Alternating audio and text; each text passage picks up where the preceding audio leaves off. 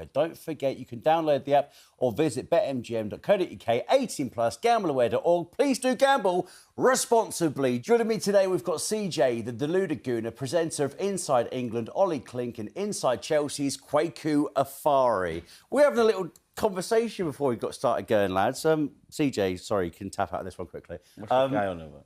You two are saying, look how far we've all come. A bit of context, CJ. We all were assistant producers together at talkSPORT, and now somehow I'm here. Presenting, man. You're in the big leagues now. Yeah, well, should have, you know. Quaker and I were mates. But yeah, not a lot of qualifications. You two laughed at me. It's safe to say you're not laughing now, are you? I'm never laughing. Hey? How are you feeling anyway, boys? Come on now. World Cup fever. Champions League is done. The season's done and dusted. Are we in good spirits? Yeah. I've caught the World Cup fever. I think we have to get the domestic and the European campaigns out of the way. But now, we're on home straight to the World Cup. And despite the fact that there's so many naysayers about this World Cup, it is the biggest competition in sport. All eyes will be on America, Canada and Mexico. And Facts. I'm excited. Should we take a little trip back to last weekend, Courtney? Go ahead, man. Go ahead. I mean, what are you going to talk about? Brilliant Saturday night. As you already know, it was my 30th birthday, and I don't think I've had a better birthday in my life than That's crazy. the Arsenal losing on penalties over in Budapest. So that made your 30th? Mate, that made my 30th. I had all my best pals with me. All two of them? You two.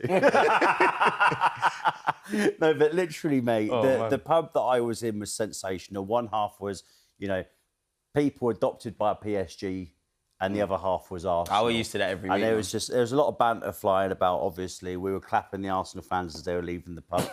Got a few horrible remarks back to me. Someone said to me, I bet you can't even run 100 metres. And I was like, yeah, probably can't, to be honest. But listen, Shut up, Dad. yeah, shut up, Dad. What are you doing here? But listen, Courtney. Go ahead, man. Social media was in an absolute... I wouldn't say it was a cesspit because I thought it was fantastic, all the things that we were seeing. Arsenal fans losing their heads. Cundy and O'Hara, talkSPORT's finest in their PSG shirts, mate. And that guy called, is it Agbonlahor? I think he used to play football. I don't know. Put some respect on that. I don't know. When were you 94 pace on FIFA? I don't know. When were you 94 pace on FIFA? I just know he's a serial runner-up and you'll never meet a hater doing better than you. Shout out to Arsenal. We're still the Premier League champions, man. But seriously, do you think social media is a bit over the top?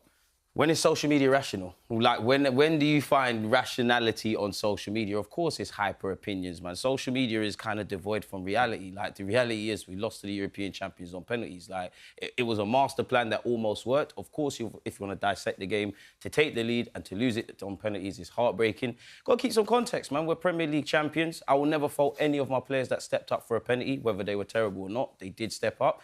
Second half, I think we needed to hold on to the ball a bit better, create some more chances. I think off the ball, we've displayed ourselves as a very good side. I do think there's a bit of nonsense, if I'm honest. Like, we can have a conversation, and me and you have, about Arsenal's attacking play and things. If you genuinely thought we were going to go to PSG and suddenly change everything we're doing, you're sadly mistaken. They're the best attacking team on the planet. We're arguably the best defensive side on the planet. And that was our highlights, innit? We said, come and break us down. Their first shot on target was, I think, the penalty in the 65th minute. But ultimately, it wasn't enough. It's a learning curve.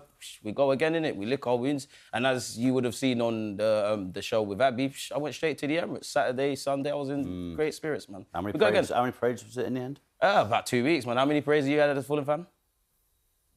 All right, then. Continue being a presenter. Yeah, we've actually never had... I honestly think if we had a parade for winning like a Conference League or Europa League, I don't think anyone would actually be there. I don't know why, but it just wouldn't happen. Mikel Arteta blaming the referee, of course. There was a few handball incidents. What did he specifically say? Sorry? We saw the image of him giving it that to the camera and losing his head. So he's allowed to think it's a penalty? Yeah. I don't know about losing heads. I just know if Mikel Arteta said it... What do you make of his in-game management as well? His in-game management can improve like everyone else, but I think it was spot on. I think, you know what? I think there is food for thought because from a tactical point of view, let's take Bukayo Saka, for example. From a tactical point of view, I actually thought he needed to come off. Yeah. I did feel after the game, though, not to say Saka should have stayed on the pitch, but just in terms of having a learning curve, sometimes you've got to leave your chips on the table, and especially when it went to penalties, you'd imagine the Sakas, the Odegaards, potentially Kai Havertz, in addition to a Gyökeres and Rice, would have probably taken penalties. I did think with Mascara, I'm being very harsh, but I was doing a watch-along, obviously, with Abby and whatnot. I think he needed to come off 2 minutes before that incident actually happened. So, the Champions League, you're not going to get finer margins than that. So, yeah, his in-game management can improve, but I think it has improved this season. There's plenty of examples where it's worked, but, of course, when you don't get it done against Paris Saint-Germain, you could have done everything better, innit, I guess. Clinky and Quaker, question towards you two. Do you reckon Arsenal froze a little bit in those spot kicks? Do you know what? I wanted to talk to you about the penalties. Go ahead, right? man. The thing that would sting, I think, the most for me if I was an Arsenal fan is that Safanov, PSG keeper, was getting nowhere near your penalties. Nowhere near them. If you'd hit the target twice, you'd have scored. 100%. Yeah. And that the must be thing. the thing that kills you. Especially with, I don't know why, but especially with Eze. I think with Gabriel, it's the 5th penalty. Everyone's questioning why he's walking up. He has to score to keep you in it. And he blazes over the bar, fine. But that Eze one is so pivotal because then Ryan makes the save. Yep. Oh my! Like that must have wound you up. Because they are the margins. It's a weird one, man. Obviously, Eze's penalty was horrible. And when you do that slow, kind of stuttering run up, if you don't score 100%, it looks horrible. But then I agreed with you initially, and then I listened to what Paul Merson said, and he said it's always the ones that step up. You kind of have to leave them alone. At the end of the day, they've put their nuts on the table, taking the penalties in the Paris Saint-Germain. And I do look at, not to play the blame game, because I don't know why certain players stepped up or didn't step up. I do naturally think Noni Madueke, not to get onto you, but I've seen you at Chelsea fight to take a penalty. Maybe I'm looking at it. That was when Chelsea were like 10-0 up against Everton. Exactly. Maybe I'm looking at it too of an old school kind of trail of thought, but I always think attacking players should step up. I'm a big Zubamendi fan. I can't sit here and tell you I can recall he's ever taken a penalty, but you could be playing for Spain in the World Cup and potentially might take a penalty. So I wonder why you didn't step up. If you were genuinely nervous or whatever, then fair enough. If it was, someone's got to miss in it. The penalty's a luck of the draw, but I'll make you right, man. I think, hindsight's a wonderful thing. Quakes, I saw when Gabriel was stepping up for the penalty, obviously it was miss, Arsenal lose. Yeah. But there was something in the chemistry of all of the Arsenal players lining up when they all became closer together and all started bunching more. Because I honestly don't think that they had faith in Gabriel to score the penalty either. Yeah, I don't ever want to lay the blame at Gabriel's door. He had a fantastic game. Yeah. He's been That's one the saddest of thing. Arsenal's He's man of the match, wasn't he? best players this season. And he probably felt like, obviously he's got that kind of personality where he wants to go and get it. He's got a lot of heart. But I agree with CJ in terms of Noni Madueke's got to step up and take that penalty. I'm not going to lay the blame at his door in terms of Arsenal not winning the Champions League. But I feel like as a Chelsea fan who saw him fight Cole Palmer to try and take a penalty when Chelsea were 4-0 up, I feel like you've got to step up and do your job. Your job's to put the ball back in the net, and he didn't. But that's not why Arsenal lost. Arsenal can come again, right? Last 3 seasons in the Champions League, lost in the quarterfinals, lost in the semi-finals, lost in the final. They've got better every year. They're going to get better next season. They're going to play with more confidence. And so, of course, we will all hate watch him. And we all want That must have been a glorious hate watch. And it was a really good hate watch. But if we're being objective and honest, this was a great season for Arsenal. They did very, very well. They won the Premier League. No one's ever beaten City in the title race, and Arsenal did it. But the Champions League was a step too far, and it remains there's only one team in London that's won the Champions League, and it's Chelsea. But you look at... women won. Go on, Clinky. I was just going to say about going back to the penalties. I know we're going to talk about the World Cup a bit later, but I wonder how much those decisions from both Eze missing the pen and obviously Madueke not taking one, how much that might influence Thomas Tuchel at the World Cup. If you think about obviously at the latter rounds of the competition and, all of us... I wouldn't have them in my first 5. No, I wouldn't. I think probably won't be on the pitch, you've got to wonder what Thomas Tuchel actually thinks of That's that what as I mean. well. Yeah.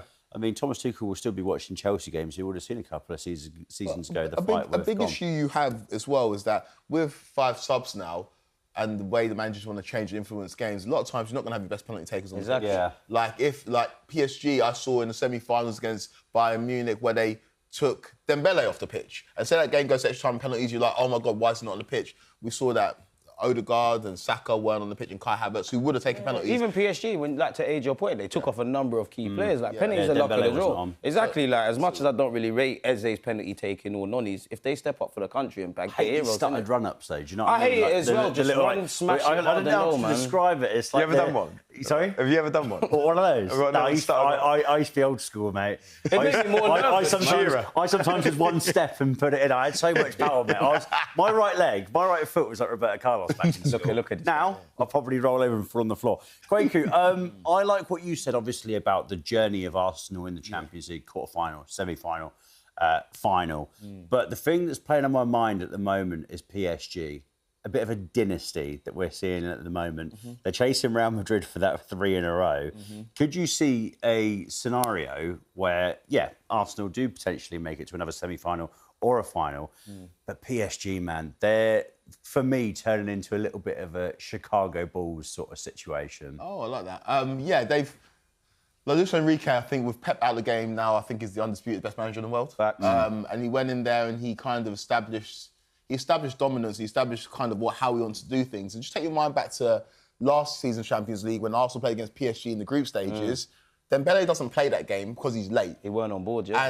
And apparently, according to reports, they had a meeting. The players weren't too happy with how strict Luis Enrique was. Yeah. He loosened the reins a little bit. They went on an incredible run where they beat all those English teams and they won the Champions League and then gone back to back. And so I think he's established a culture of togetherness. And like I mentioned in the semi-finals against Bayern Munich, Dembele, who is the current Ballon d'Or holder, got taken off in the 65th minute for Barcola and didn't moan. Shook his teammate's hand and said, that's fine. To create that kind of togetherness and that feeling, that unity at a football club is unique. And I think they've got a great chance of going and doing a three-peat. Obviously, I look at the keeper as well, Ollie. I do not rate him. I think that's... If Arsenal were to win that game, they had to exploit the weaknesses of him. Yeah. And they didn't do that enough. Yeah. And I think they could probably improve in that position. But you look at the rest of the team, everyone talks about Arsenal's back four being the best in the world. But PSG have got Hakimi. Mendes. They've got Mendes. They've got Marquinhos. They've got Pacho. I think that Very decent. You're hard pushed to find a better defence. Then you look at the midfield. Midfield's a joke. Incredible. And then look at that front line as well. They're the best team in the world, and they didn't win this Champions League by chance, despite winning on penalties. Yeah, and as well, they've got a chance to win a dynasty or create a dynasty for sure. I mean, I think everyone else in Europe, I mean, Real Madrid has sort of fallen by the wayside. Like Barcelona, it's just not clicking in Europe at the moment. PSG, to me, like I said, Luis Enrique's Phil Jackson.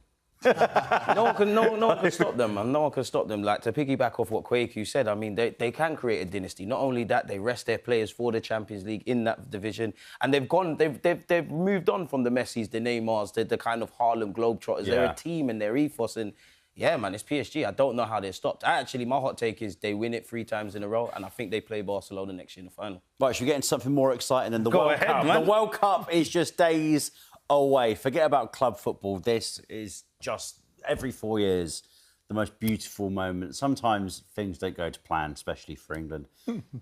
Sometimes the vibes are just completely off, no matter where the tournament is. The USA, and say what you want about the States, but this is got the makings of being the greatest World Cup that we've ever seen. We hear that every single time, because obviously it's always FIFA trying to build up hype to the tournament and whatnot. England didn't make it to '94, so this is actually somewhat new grounds. Homecoming for the Three Lions as well. One thing that I've just been non-stop reading, obviously England are in Florida in their training camp before they go to Kansas City. Going to be playing New Zealand and Costa Rica in their friendlies as well. First game in Dallas. The number one thing that I'm reading, I'm sure the viewers are seeing this as well, is the different climates. Thomas Tuchel did say he wanted all of his players to holiday over there before the World Cup so they could acclimatise. Declan Rice and Bukayo Saka got there later because of Arsenal in the Champions League. The images that I'm seeing, and Quaker, I'm going to start with you on this one, the images that I'm seeing coming out of Florida, the players are like they're absolutely blowing, mate. I think if you play the majority of football in Europe, it's going to take a little while to get used to. I was in America last summer covering the Club World Cup, and yeah, the temperature is volatile because you get some electrical storms, you get some really humid climates, you get some really sweaty climates. It's going to be difficult for the players to adjust, but it's going to be the same for everybody, and that can't be used as an excuse. It will be a factor, but the players are going to have to deal with it. And I've been pretty vocal in terms of how much England are going to struggle at this tournament, and we've talked about it on Inside England. And I think the temperature and the climate's going to come into it, Ollie. I think England are going to struggle more than other teams, for example. Say we do come up against Mexico in round 6. Do you not think, though, that Thomas Tuchel rotates his teams anyway? You'd have seen that as a Chelsea fan. Do you not think he'll do that, and he's got that in mind with this squad? When you actually go through it, there is a lot of like for like, which you could use to criticise him, and I do understand those arguments. Maybe not enough variety in there. It doesn't feel to me as if there's enough of a plan B. Yeah. That's a separate argument. Yeah. What there is the opportunity to take players off on 55 minutes, 60 minutes. We're playing Panama in the group stage, with all due respect. I expect 11 changes for that game. Because that squad should be good enough to beat Panama.